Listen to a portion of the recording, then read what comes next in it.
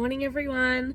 I hope you are ready for a Wednesday. I decided I would do a day in a life today of a prep / kindergarten teacher. So it is just after 7 o'clock. I usually leave around 7. But today it is Wednesday and today's my only day that I don't go to my other job after school. So I thought it would be a good day to share.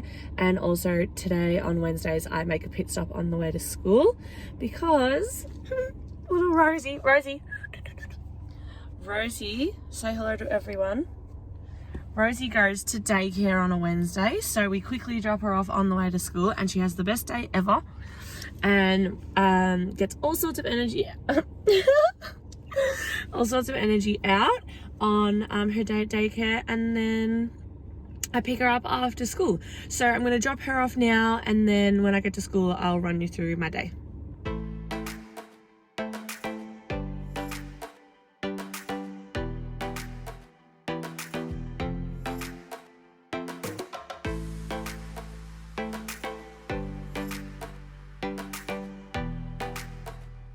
Okay, so Rosie's been dropped off at daycare. I don't take Sophie because she's a bit older, doesn't need the energy runoff so much, and she also loves a day at home by herself with Rosie at daycare, whereas Rosie's almost a year old, so she still needs a lot of energy to get up.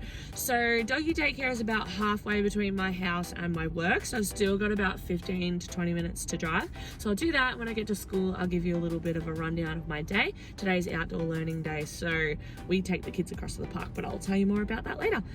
Okay, so I'm here at school, just getting ready to go, getting organized. I'll show you what we're doing this morning and then I'll touch base with you through the day to fill you in on the rest of the day. So for the first hour of each day, I do reading rotations on Tuesdays, Wednesdays and Thursdays. So I use Miss Jacobs' Little Learners rotation cards here, so the pineapples, the grapes and the watermelons, and then I have the corresponding boxes down here with their guided reads and their activities in them. So I'll just show you what we did yesterday because it links nicely with what we did today.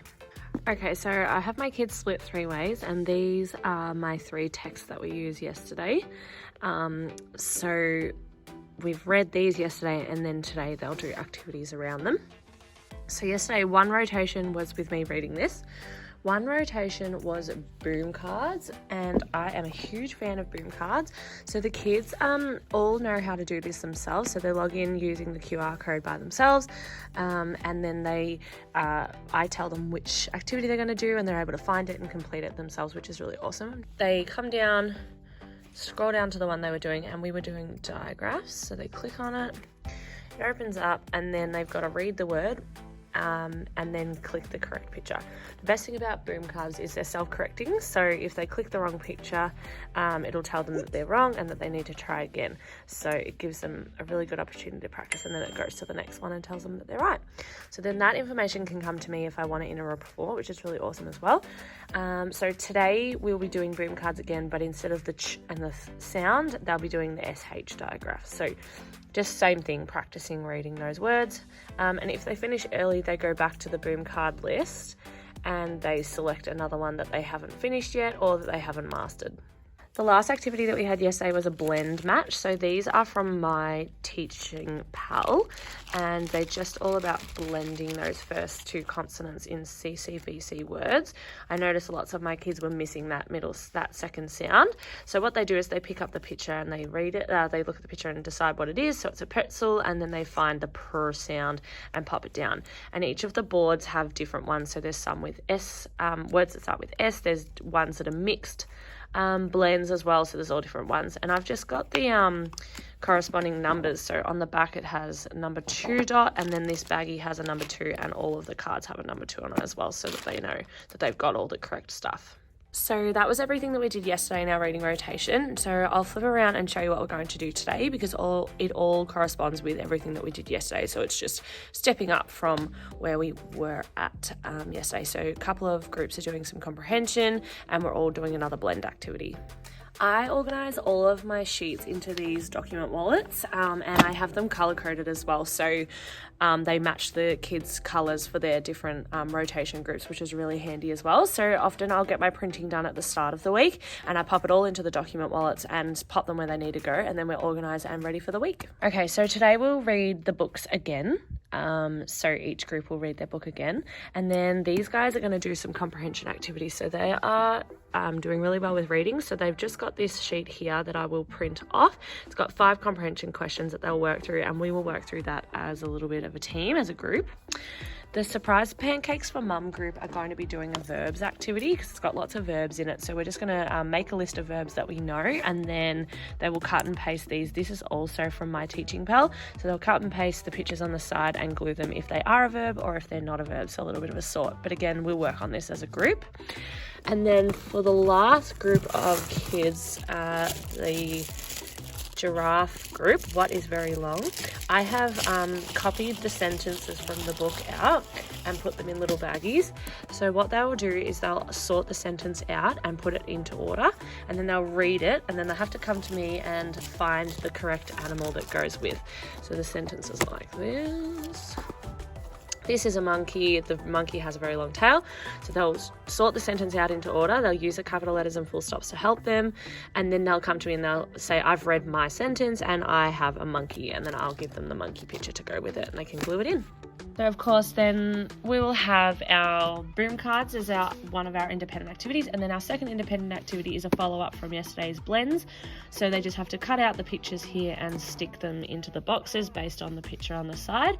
This is again from my teaching pal. I'm loving her stuff at the moment. So they just cut all this out, stick it onto the boxes, and then they can colour it in if they finish early. And these are all S blends, which is just a little bit of a theme for today. So that's how I run my reading rotations this morning. We set a 15-minute timer on the TV, so the kids are all well aware of how long they've got left of the rotation, and they have to get their work done in that time.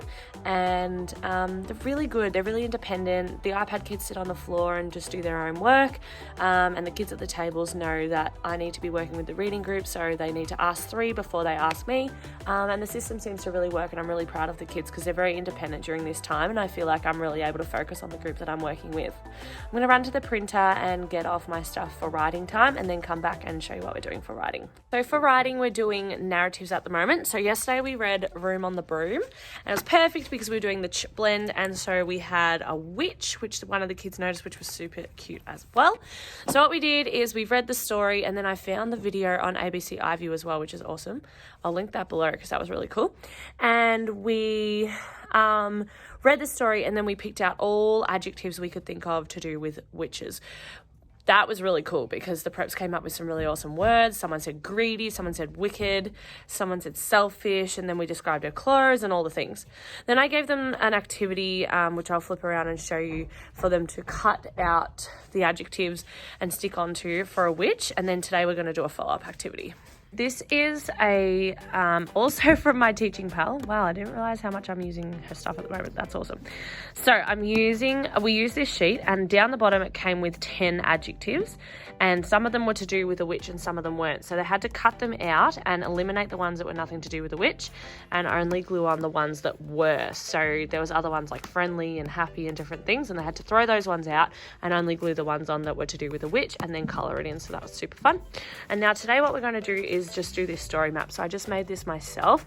So we're doing narratives, and the kids are just learning about the structure of a narrative. So we're going to read Room on the Broom again, and then they'll draw the characters, draw the setting, and we'll talk about what happened in the beginning, what happened in the middle, and what happened at the end, and they'll draw all that.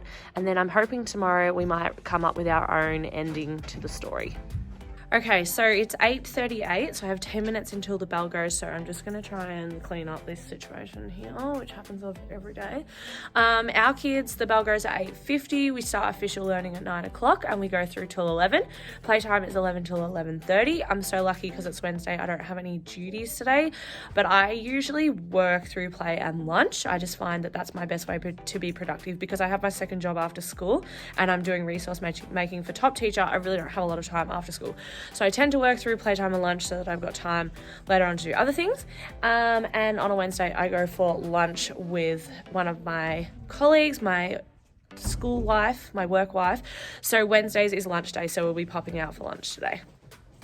We start every day with a morning meeting. So I have these little cards that tell us what we've got to do on our morning meeting, and I'm working up to one of the preps running the meeting for us, which is why I made the cards. So we start the day with a morning meeting. We follow the Berry Street education model for that. So we do a welcome to the circle. So they all do a greeting, shake each other's hands. And then we do announcements, expectations. We change the calendar and do all those things. And then we usually do a prayer at the end of the morning circle, as we are a Catholic school. And then we do a fun positive primer, something fun to get their brains going at the end of it. And this week we're doing 100 days of school. So we've got the calendar down here and we're up to 97. So we do that in the morning circle as well. We change that. My calendar and my 100 days and all of that is from Top Teacher. And the kids love that. I have a calendar monitor that changes that over for us. So we do that first and then we get stuck into our reading rotations. We have fruit break around 10 o'clock and then we swap over to writing till 11, and then playtime is 11 till 11:30. Okay, so we have made it to playtime. It is 11 o'clock. The kids are outside having a play. As always, we ran out of time this morning, so we only got through a little bit of their room on the broom activity, their story maps. So I'll just grab one and show you. So we just started the characters. I helped this little human draw the dragon, and so they're just getting stuck on those. So we will finish those off later, but after play we're going to outdoor learning, so I will try and get a few snapshots of that. So we have a park really close to us, so within walking distance, and we have a general permission at our school that we can take them there whenever we wish, so we don't need to put out a permission form every time. The parents just know that we can take them there whenever we wish to. So our class goes once a week across to the park and we do different activities. So last time we went, we did outdoor mandalas, so I did a lesson on mandalas in the classroom a few days beforehand. Then we went to the park and they made their own mandalas out of natural materials.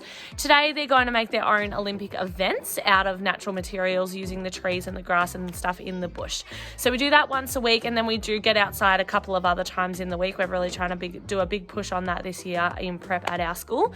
So I will show you a few snapshots of that. And then this afternoon, we're going to do a little bit of a mixture of things. We're going to do some painting of primary colours. We're going to learn about primary colours, and then they're actually going to go up on this wall here in part of our summer display. We're going to turn our primary colours into icy poles, and they're super cute little artwork and just a really good little art lesson. So we'll start with that, and then we're actually going to finish our seasons art that we started the other day. So we've got the trees. They've painted these 4 trees with the different seasons, and it's going to help us answer some wonderings about how the seasons work and what seasons come in which order. So what we're going to do then is use watercolor pencil and color in the backgrounds of each one, and then watercolor over the top, and also read the book all through the year, which just is a little cute little book about the months of the year and what the seasons look like in that. And then we're going to answer some questions, some of the wonderings on our wonderings wall over here about the seasons. There's a wondering about which seasons come next, how the seasons change, that sort of stuff. So we're going to have a big chat about that. Fingers crossed, some of our wonderings today will get moved to our discoveries side. So that's what we're doing this afternoon. So I will check in again during outdoor learning. I'm hoping I can get a little bit of sneaky footage of where we're going and what we're doing for outdoor learning. And yeah, I'm going to get some work done now. I'm just going to do a little bit of planning. Our planning is really different at our school, so I will go through that at some point today as well, because we don't plan like most schools do. So I will fill you guys in on that on something a bit later today. But for now, I'm going to jump off. I'm going to do some planning, and I'll come back and check in with you when we're on the way to the park.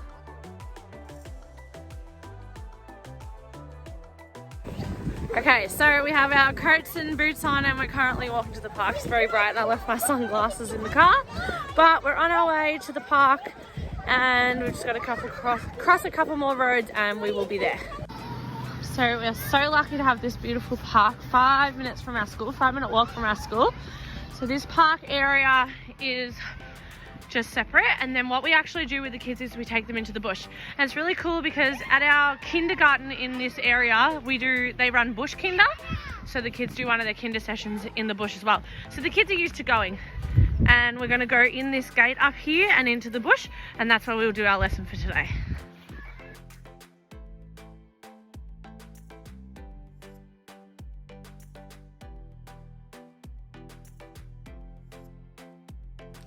Okay, so the lunch bell is about to go and we are getting stuck into painting straight away. So I'm just grabbing some supplies that I need. One of my favorite things that I did a couple of years ago when I first started teaching prep was got these teacher aprons done, and they are so cute. So mine says Miss Georgia on it, if you can see it. And then I've got a prep superhero for whoever, prep G superhero for whoever it is that helps, if it's a teacher assistant, if it's a parent or whatever.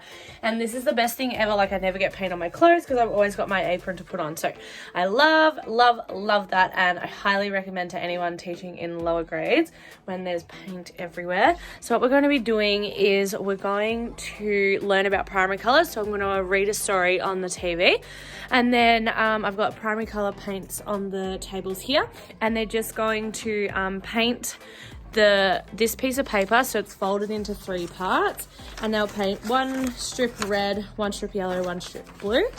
And then once they're dry, tomorrow we will chop out the shape of icy poles. So we're making a display for our summer section of our seasons. So we'll cut out icy pole shapes, stick paddle pop sticks on the bottom of it, and create a really nice pop art kind of primary colour situation.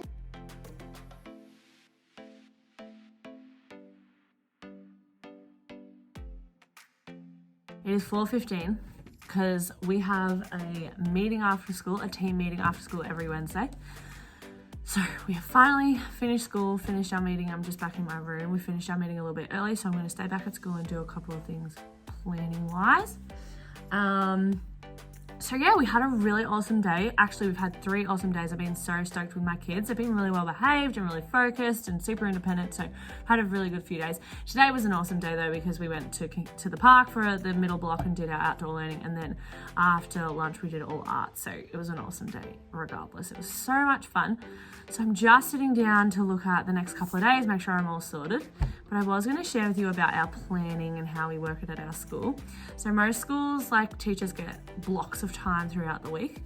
But at my school, we get 1 whole day a fortnight. So it works out to be the same amount of hours. The problem is that you go 2 full weeks without planning day. So we don't have a planning day at all this week. I have no planning time this week during the 9 to 3:30 day. We have planning days on Tuesdays fortnightly. So my next one is next Tuesday. And we have to like organize ourselves for the 2 weeks. So it's really good because we get a whole day, like, which I feel like you get on a roll and you get things done. And we also get the whole day with our team. So there are 4 prep teachers and an extra teacher in our space. So all 5 of us sit together for the whole day for planning, which can be good, but also detrimental because you can talk too much. But basically that's how it happens. So we do a whole day of planning every fortnight, and we sort of have to get ourselves around the next 2 weeks in that day.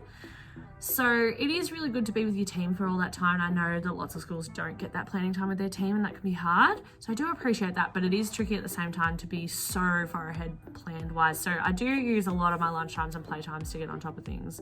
And like all teachers and lots of prep teachers, especially because the days are just so hectic, I do a lot of work at home as well. So I'm going to flip you around and show you how I plan. This is just my version of it. Like, everyone plans differently, and I think it's important that you don't plan a certain way because someone else does. I really feel like it's a personal thing, and you've got to have your planning done regardless, but I don't feel like it matters that much how you plan. So I feel like it's super important to plan a way that works for your brain. So I was going to show you my way because I am starting to look at next week as well, and then show you what we're going to get up to tomorrow. So I use a spreadsheet like this for just mapping out my week. I'm a very visual person, so I just like to have everything kind of visually there so I can see. I also color code it so I can really see that I'm covering off the different learning areas. So I've started to look at next week. So I've got my writing in orange in those spaces. So there's my full day planning day, and we have an Indonesian day on the Friday. So I have to be prepared for that. So I've got maths in here in the 2 blocks. This is my own maths time, and then this is maths workshops, which I'll go through in a second. And then I've got some sound waves in here, and I'll obviously put sound waves in here, and then my reading rotations as well.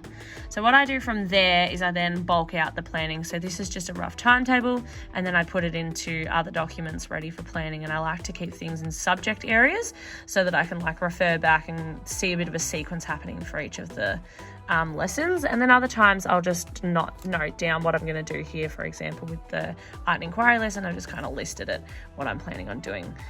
So yeah, that's kind of how I do it. I have the whole term down here, so these blocks are all empty, obviously. Just helps me get a bit of a snapshot, makes it easier to flick back and forth between. And I have to give one of my colleagues credit for this because she actually made this timetable and I love it. So shout out to Miss Maddie for getting that done as well. Okay, so at my school we do maths workshops.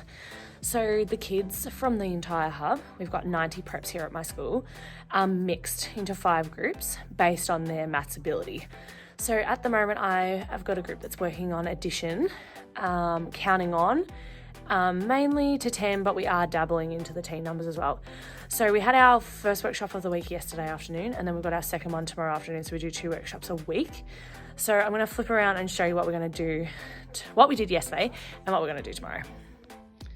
Okay, so yesterday for our warm-up, we played this game called Clear the Board. This board is from Miss Learning Bee, and she does all different ones. So the back ones like go just to 6, so they're really great for the start of the year when you're just recognising the numbers on a dice, for example, and then they go up to these ones which go to 20. So we're just using them for addition. So the kids have these double-sided counters. These counters are the best because it eliminates the whole choosing the colour situation. So one player is blue, one player is yellow, and they put, I just said 5 yesterday, you might say 8, you could say 10, however many counters you wish. So my kids get 5 counters each and they place them anywhere they want on the board. Then they roll 2 10-sided dice and they have to count on. So if they roll an 8 and a 5, they start with the 8, put the 8 in your head, counting on 9, 10, 11, 12, 13. And then if they've got a counter on 13, they can take the counter off and it's the first person to clear the board. So that was our warm-up game. The kids love it. It's a great game for differentiation as well because kids are struggling. You could drop them back to just a board that goes to 10 or even to 12. We use a 6-sided dice. There's plenty of options, so that's great. Then what we did is we did some domino addition. So this was an individual activity. So the kids had a domino addition sheet like this, and then they get a domino and they draw it on. So they go and collect a domino from the pile, they draw it on, and then they write the equation down here. And again, they're practicing counting on. What we're going to do tomorrow is finish this sheet because they only got about halfway through it yesterday. And then what we're going to do is I'm going to split the kids into groups of 3 or 4. I have 20 kids in my workshop, so maybe groups of 2 or 3 actually. And I'm going to give them a handful of dominoes, and then on the floor I'll place out numbers 2 through to 12, and the kids will have a look at their dominoes that they've got and put them based on the total. So if they got a 6 and a 4, they're going to put that on the number 10. If they got a 2 and a 3, they're going to put that on the number 5. And then we're going to have a big discussion about how numbers can be made different ways, so that there's many ways to make the number 8, 4 and 4, 7 and 1, 6 and 2, that sort of thing. So I think that will take up the whole workshop and be a really good learning experience for them to see that addition isn't always just about doubles, because a lot of preps automatically go, oh, I know that 4 plus 4 is 8, so we'll just extend that out. For my reading groups tomorrow, we're going to start a new book with each of my groups, so my grapes, pineapples and watermelons. The beauty of the new books is these books that we read today come with a non-fiction book as well that complements them. So we've got the Big and Little Squid fiction story here, and then tomorrow we're going to do the non-fiction book about squids. So we'll start reading that and get some factual information out of those as well, which is really good for the preps to sort of look into. Then the other rotation will be back on the boom cards. I do boom cards all 3 rotations this week, and they're really good and kids love them, and it's such a great independent activity, and I just love that they are self-correcting. And the last one we're going to do is a top teacher activity called Spoonful of Words.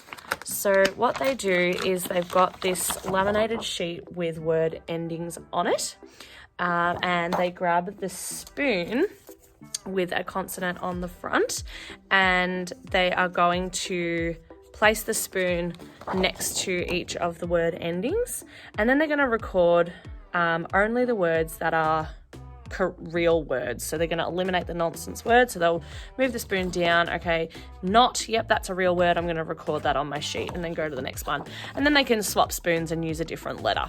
So that's just a really good way for them to to create new words and eliminate the nonsense words, which is also really awesome for preps to do as well. So that will be the third rotation for that. For writing, we're going to continue on with our story map from Room on the Broom from today. We just completely ran out of time.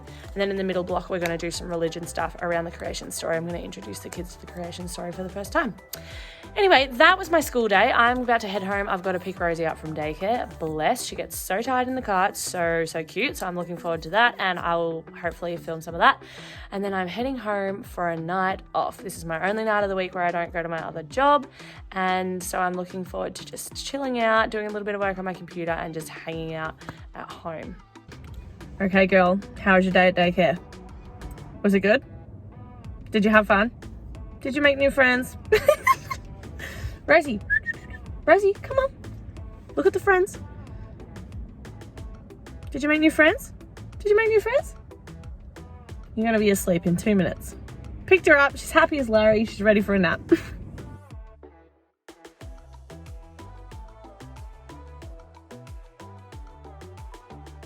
I'm home and I'm done. I'm finished. I'm so ready to just hang out. It's been a great day. Thank you for joining me on this little vlog, this day in the life of a prep teacher.